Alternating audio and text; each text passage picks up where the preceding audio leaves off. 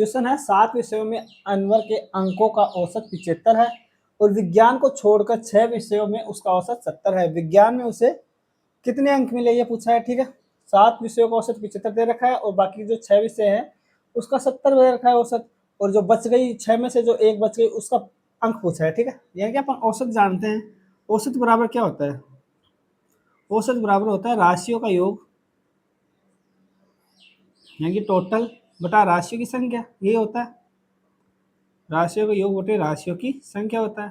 ठीक है, देखो यहाँ पे राशियों की संख्या कितनी दे रखी है? 7। ये तो क्या है? राशियों की संख्या जो कि दे रखी है अपने को 7, यानी कि 7 विषयों का अंकों का औसत कितना दे रखा है? 75। औसत कितना दे रखा है?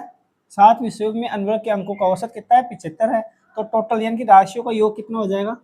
राशियों का योग, राशियों का योग क्या हो जाएगा? अगर देखो राशियों का योग क्या हो जाता है, यहाँ के औसत का और राशियों की संख्या गुणा होगा इस फॉर्मूले से। औसत का और राशियों की संख्या गुणा औसत योग के बराबर होगा, तो यहाँ से अपन क्या लिख सकते हैं? 7 गुणे 75 लिख सकते हैं राशियों का योग। ठीक है, इसमें दे रखा है 7 विषयों के अनवर के अंकों का योग औसत है 75 है। 7 राशियों की संख्या होगी, इनका औसत 75 है, तो राशियों का योग टोटल क्या हो जाएगा? 7 गुणे 75।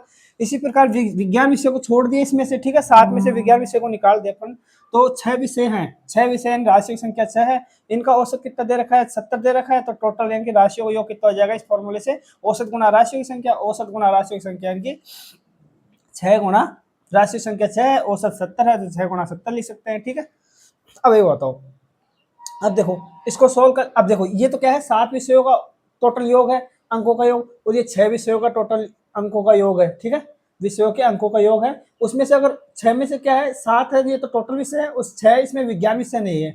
यानी कि इस 7 विषयों के अंकों के योग में से अगर अपन 6 विषयों के अंकों को योग को निकाल दे तो विज्ञान विषय का आ जाएगा, तो इसमें विज्ञान विषय नहीं है। ठीक है, 6 विषयों में, यानी कि इसके योग में से इसको निकालना पड़ेगा।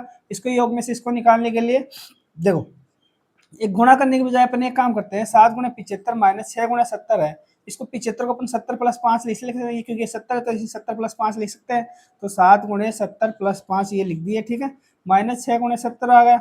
अब इसको मल्टीप्लाई करते हैं, 7 गुणे 70 हो जाएगा ये तो, और ये प्लस है 7 गुणे 5 हो जाएगा, माइनस 6 गुणा 70 हो जाएगा।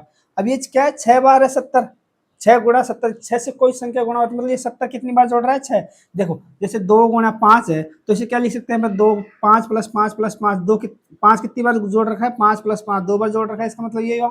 2 गुणे 5 का मतलब ये होता है। तो 6 गुणे 70 का मतलब 70 को 6 बार जोड़ा है, और 7 गुणे 70 मतलब 70 को 7 बार जोड़ा है। तो ये 7 बार जोड़ा है, अगर इसे 6 बार जोड़े हुए इसमें घटा देंगे, माइनस का है, तो एक बार बच जाएगा 70। 70 ये हो गया, प्लस 35 ये आ गया साथ में, जो 70 प्लस 35 या कितना आ गया? 105 आ गया। यानी कि जो विषय बच गई उसका अंकों का अंक कितने होंगे? 75 आ गए, ये अपना आंसर हो जाएगा। ठीक है,